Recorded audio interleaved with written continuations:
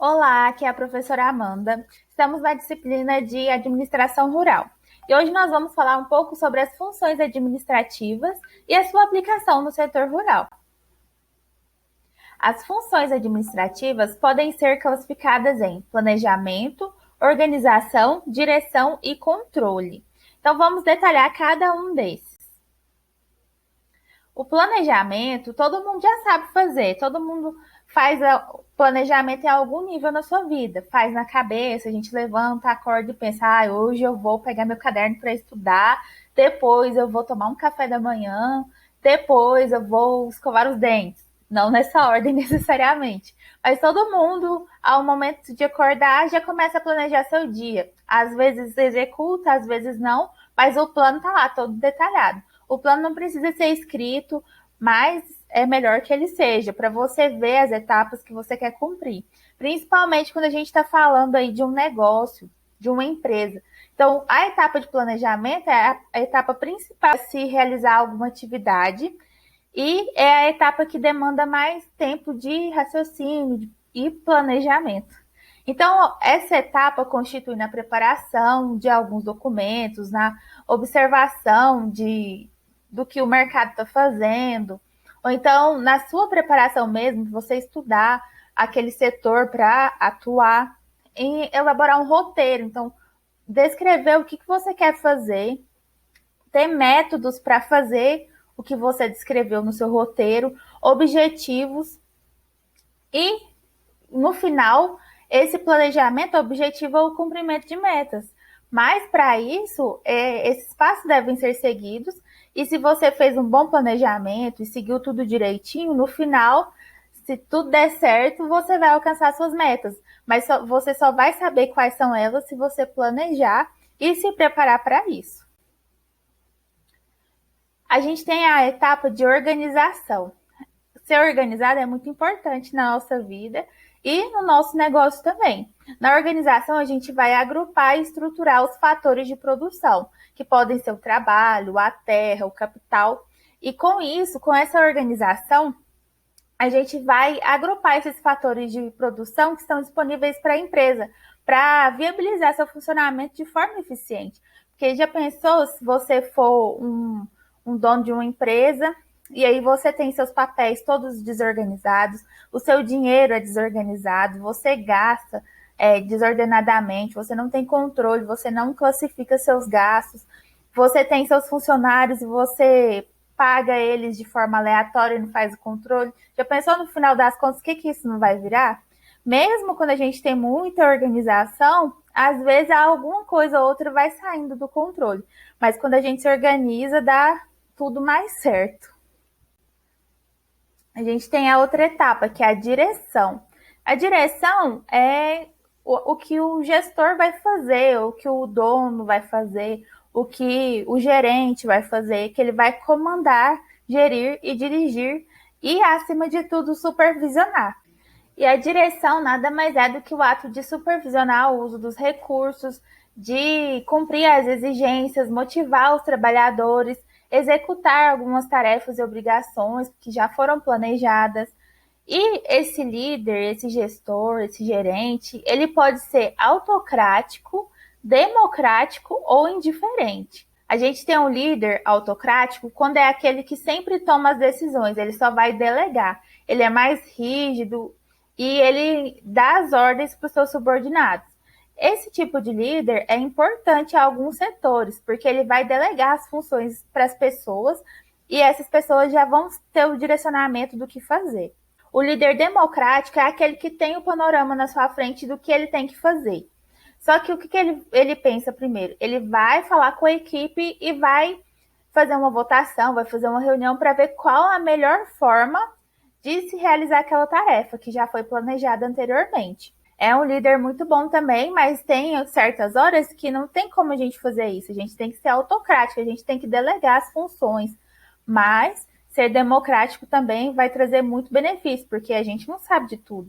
Muitas vezes a gente acha que nossa ideia de fazer aquele ato que foi planejado é boa, mas tem alguém que tem uma ideia melhor que a gente. Então é sempre bom ouvir os funcionários, ouvir nossa equipe para fazer as atividades, porque às vezes eles pensaram em algo que a gente não pensou. Tem aquele líder que ele tem um comportamento indiferente. Tanto faz, ele tá lá trabalhando, mas aí todo mundo faz o que quer. Ninguém pergunta para ele o que tem que fazer. O colaborador vai lá, toma a frente e faz o que tem que fazer, independente se foi mandado ou não, se tinha que fazer ou se não tinha. Muitas vezes esse tipo de liderança é vista com maus olhos, é aquele líder que não tá nem aí para nada, que não faz nada. Mas algumas vezes esse tipo de liberdade, esse tipo de comportamento é importante. Por exemplo, se eu for um líder toda a vida autocrático, meus funcionários, eles vão ver um problema lá na frente e vai falar assim: "Ah, não vou mexer com isso aqui não, porque a Amanda não mandou eu fazer nada". Já se eu tenho um comportamento que eu dou a liberdade para eles e em certos momentos eu posso ser indiferente, eu não estou em todos os lugares ao mesmo tempo, não estou vendo todos os problemas ao mesmo tempo, meu funcionário tem sim a liberdade de tomar a decisão naquele momento, porque ele está presente, ele sabe o que vai ser mais adequado e depois ele comunica ao líder dele e explica a situação, porque às vezes não tem como você ficar no pé do líder 24 horas. E também nem sempre é bom ter uns colaboradores que esperam o líder mandar fazer e fica parado vendo as coisas acontecerem, né? A gente precisa de pessoas proativas. E por último, nós temos o controle. O controle é a etapa das mais importantes. Todas são importantes, né? Mas o controle é muito importante porque ele vai registrar tudo o que aconteceu. Por exemplo, eu planejei a minha safra, então eu tinha tudo planejado. Eu sabia quantos funcionários eu ia contratar, eu sabia quantos trator eu ia ter, sabia quantas colhedeiras eu ia colocar para colher. Então, eu tenho planejamento. Na etapa de organização, lá o meu setor organizou todos os meus fatores de produção, adequou o orçamento, colocou tudo certinho. Na direção, o meu gerente foi lá e delegou as funções para os funcionários e todo mundo realizou lá as funções que deveriam ter sido feitas e eu fiz a colheita. E aí, na etapa do controle, eu registro tudo que aconteceu e eu avalio o desempenho, eu comparo os dados, então eu pego esses dados que eu tive nessa safra e comparo com a safra anterior para eu ver se o meu rendimento foi melhor, se eu tive um maior controle dos meus gastos, se eu aumentei a minha produtividade em função de alguma coisa que eu planejei que deu certo. Com isso, eu vou analisar esses resultados e eu vou adotar algumas medidas. Então, se eu ver que nessa safra teve algo que foi ruim para mim, que não deu certo, que deu um problema, um pepino muito ruim, eu já pego esse dado que eu observei e eu vou alterar ele no planejamento da próxima safra. Então, é um processo cíclico. Eu tenho que observar tudo que está acontecendo para eu tomar uma medida de melhorar ou de reverter algo que está ruim ou de repetir algo que foi bom, que eu inovei e que eu estou fazendo aí que deu certo. Então, a etapa de controle, ela é muito importante por causa disso. Mas aí você está pensando agora, como que eu vou aplicar essas funções administrativas na minha empresa rural? O que eu tenho que fazer? Quais setores eu tenho que atacar? Então, eu posso fazer o quê? Eu vim aqui dividir em 4 áreas para vocês observarem como a gente pode aplicar, que são as principais áreas do nosso setor.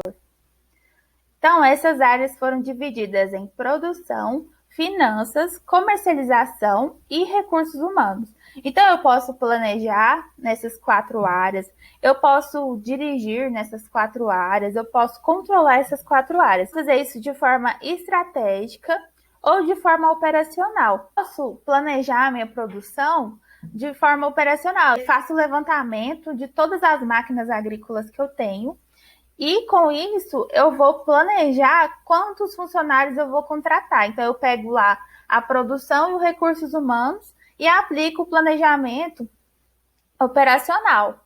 Ou eu posso fazer um planejamento estratégico. Eu sei que a minha safra vai se iniciar em outubro. Então, em outubro eu vou começar a plantar soja.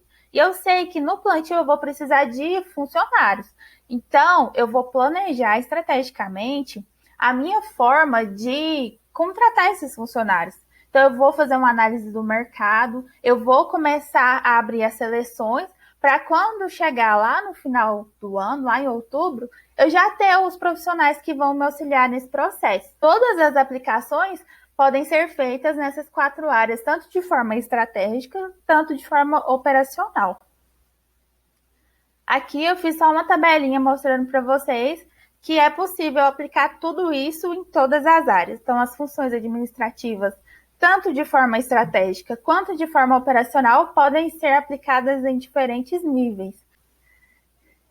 Aí a gente fica pensando, nossa, mas o setor agropecuário é tão extenso, tem produtor bem tecnificado, já tem produtor de média tecnificação, eu tenho produtor familiar, aquele que tem uma baixa tecnologia, muitas vezes.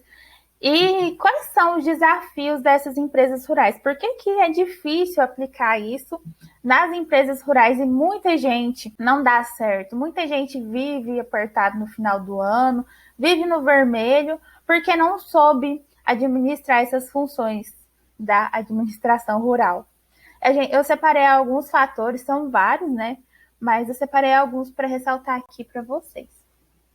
O primeiro deles é o pouco conhecimento em administração rural. Muita gente acha que é só pegar lá, anotar os custos no papelzinho de pão, guardar na gaveta e pronto. Mas não é isso, isso não é administração. Uma administração envolve diversas etapas, como eu mostrei aqui para vocês.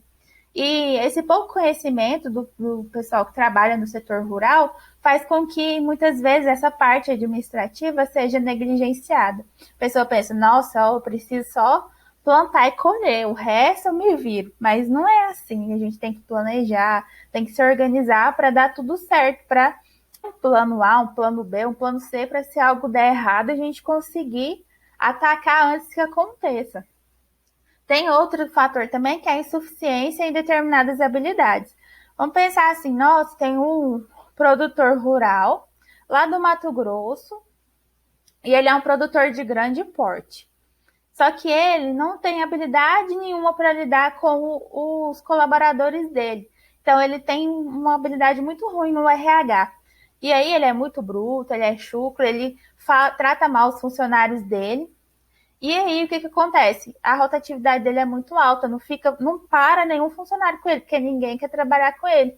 Então, isso é uma falha administrativa. O que ele tem que fazer? Ele tem que procurar um gestor para atuar nesse ponto fraco dele, ou ele tem que delegar essa função para outra pessoa, ou melhorar o seu comportamento, né? Mas muitas vezes é o jeitão dele, ele foi criado daquele jeito, ele não vai mudar. Mas isso é uma insuficiência na habilidade emocional que vai atrapalhar o negócio dele, que vai fazer com que ele sempre esteja procurando funcionário, nunca tenha ninguém estável lá, que ele não tenha ninguém de confiança na fazenda dele. Então, é algo ruim que vai prejudicar a empresa dele, no final das contas. E tem a atitude negativa. Essa daqui, ó, tem muita gente vê demais.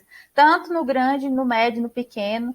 Todos os produtores têm um que tem essa atitude negativa. É aquele que sabe de tudo, que faz tudo, que fez isso a vida inteira. Não, ele não aceita a opinião de ninguém.